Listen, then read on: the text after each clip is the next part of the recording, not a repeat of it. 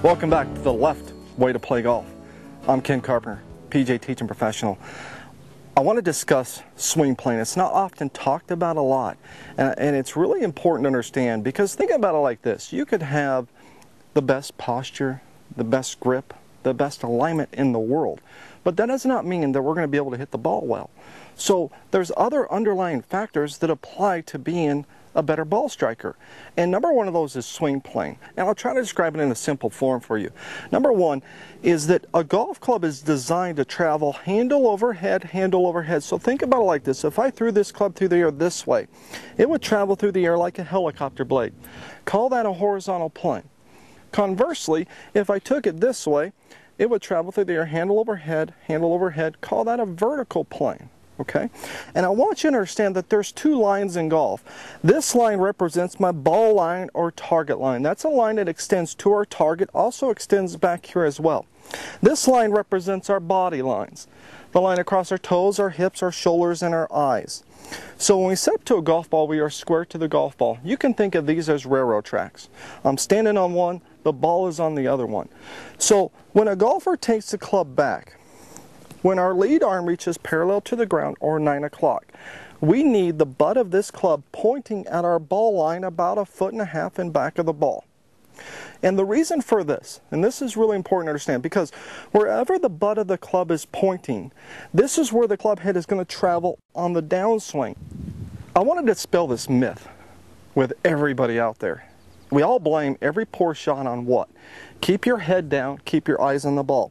So if I pitch this club on the right plane, I could be looking at you and I'm still going to make good contact of the ball, only because I have a good plane to my golf swing. And I've rehearsed this many times, which is what you need to do as well. You have to rehearse to change your feel.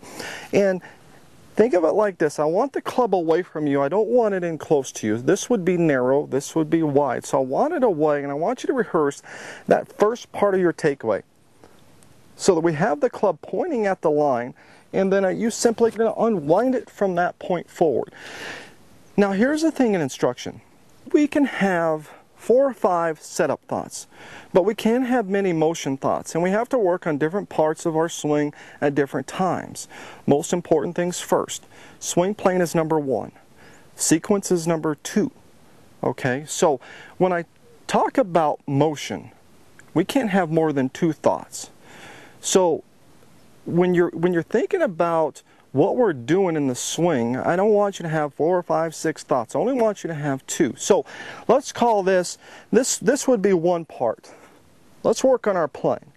Let's learn how to pitch the club on the right plane. Number 2, maybe we're thinking about sequence. So we're going to unwind it to our finish here. And those are our 2 motion thoughts. Now the only clubs that get to parallel are going to be our longer ones. Driver, 3-wood, maybe a fairway wood, 5-wood. Other than that, it's going to be a little shorter parallel. Now this is still pointing at the line, just further back there. Okay? Now, if I took my driver out, and it's interesting, if you look at how these lay on the ground. They lay on the ground at different pitches and different lengths. Okay?